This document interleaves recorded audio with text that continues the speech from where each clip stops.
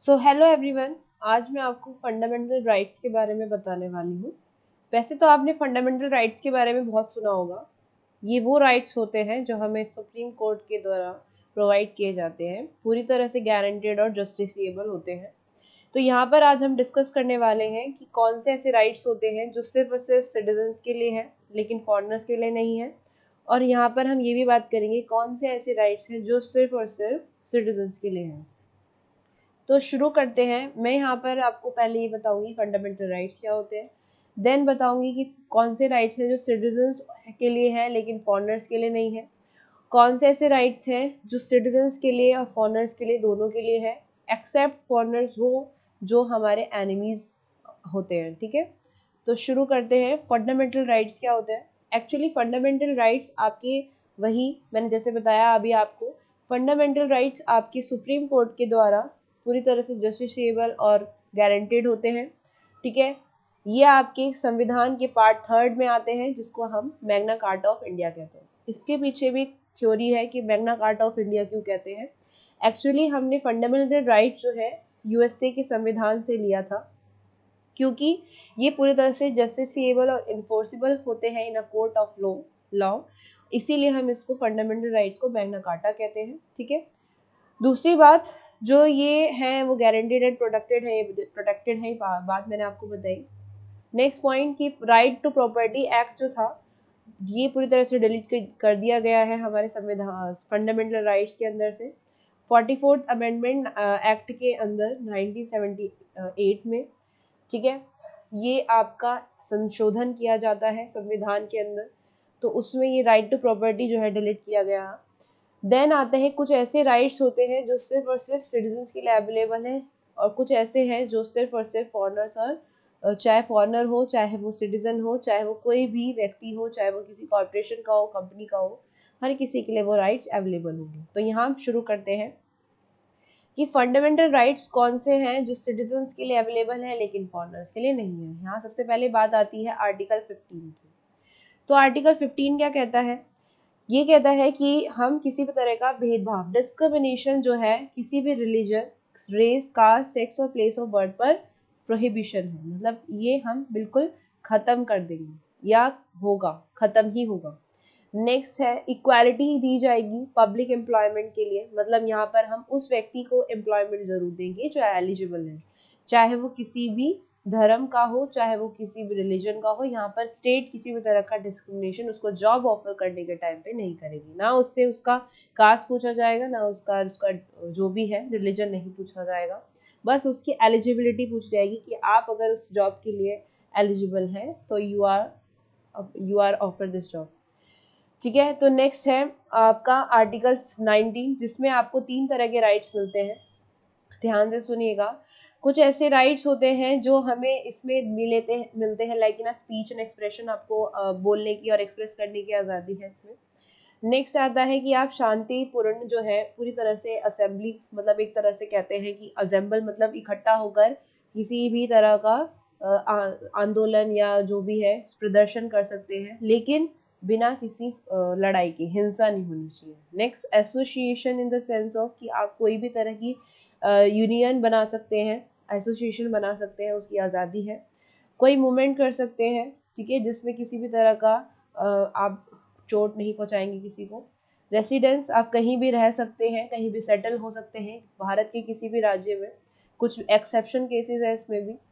Profession, कोई भी profession choose कर सकते हैं, इसमें आपको पूरी तरह से आज़ादी है।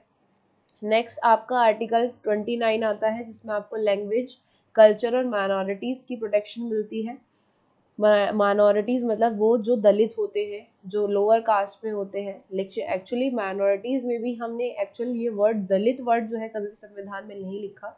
एक्चुअल में अब जो संविधान के अंदर है काफ़ी सारी चीज़ें जो है बिल्कुल सॉल्व की जा चुकी हैं जो पहले ठीक नहीं थी। और फिर आर्टिकल 13 आता है जिसपे हमने माइनॉरिटीज़ को राइट दिया है, ठीक है, एडमिनिस्ट्रेटर और एजुकेशन इंस्टीट्यूट को इस्टेब्लिश करने के लिए। ठीक है, देन हम बात करते हैं कुछ ऐसे राइट्स होते हैं जो सिर्फ जो दोनों को मिलते हैं, सिटीजन्स को भी और फॉरेनर्स को भी। तो शुरू करते हैं with the first thing, article 14। Article 14 आपको जो है इक्वालिटी देता है before law and equal protection of law. पूरी तरह से आपको इसमें राइट मिलेगा कि आप सबसे पहले कानून से भी ऊपर आपको राइट मिलने वाले हैं इसमें।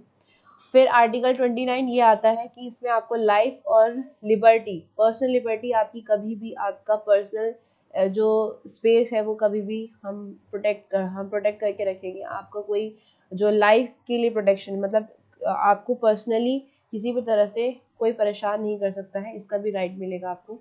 Next article 22, against arrest and detention in the certain cases, मतलब आपको कोई ऐसे ही गिरफ्तार नहीं कर सकता, उसके लिए पूरा प्रूफ आपको वो जो पुलिस है या दिखाएगी कि हाँ I have an arrest warrant against you, then फिर ही आपको अरेस्ट कर सकती है।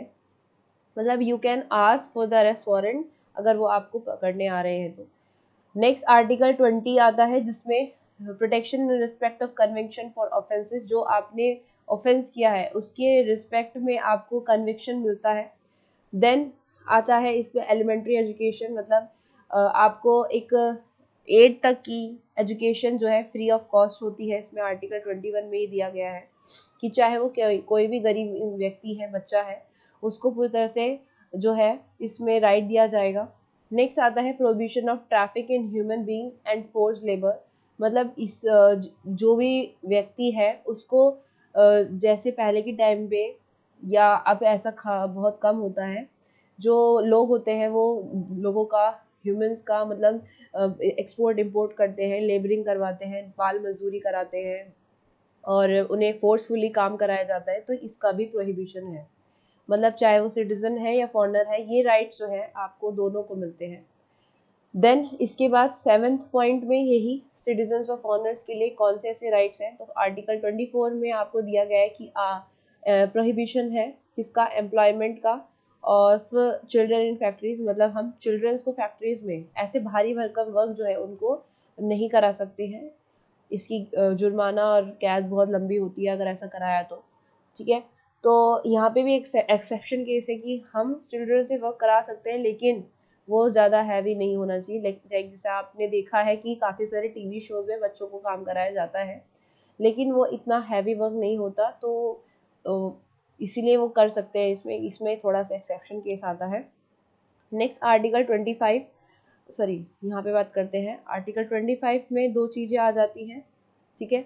तो freedom of conscience and free profession practice and propagation of religion, यहाँ पर आपको हर तरह से अपने प्रोफेशन, प्रोपोगेशन ऑफ रिलीजन, धर्म को किसी भी तरह से अपनाने की पूरी आज़ादी है। फिर रिलीजियस अफेयर, वही आपको कोई हर तरह के रिलीजियस अफेयर को मैनेज करने की आज़ादी है। आर्टिकल 27 कहता है कि आप पूरी तरह से टैक्स को पे करेंगे, चाहे वो किसी भी रिलीजन का हो, वो ऐसी पूरी फ्रीडम है कि आपको उसके लिए टैक्स को प्रमोट करने की ना आज़ादी है, ठीक है।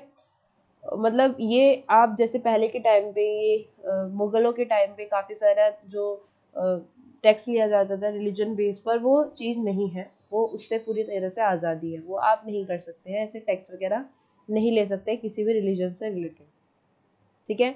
नेक्स्ट आर्टिकल 28 आता है जिसमें आपको आज़ादी मिलती है फ्रीडम फ्रॉम अटेंडिंग रिलीजियस, आप किसी भी धर्म के इंस्ट्रक्शंस को अपना सकते हैं, आप किसी भी धर्म की एजुकेशनल जो है वो ले सकते हैं, वर्शिप कर सकते हैं। यहाँ पे भी एक चीज़, जैसे अभी रिसेंटली काफ़ी सारी चीज़ें चल रही है, ठीक है, जिसमें आप धर्म परिवर्तन से रिलेटेड काफ़ी सारी चीज़ सुन रहे हैं।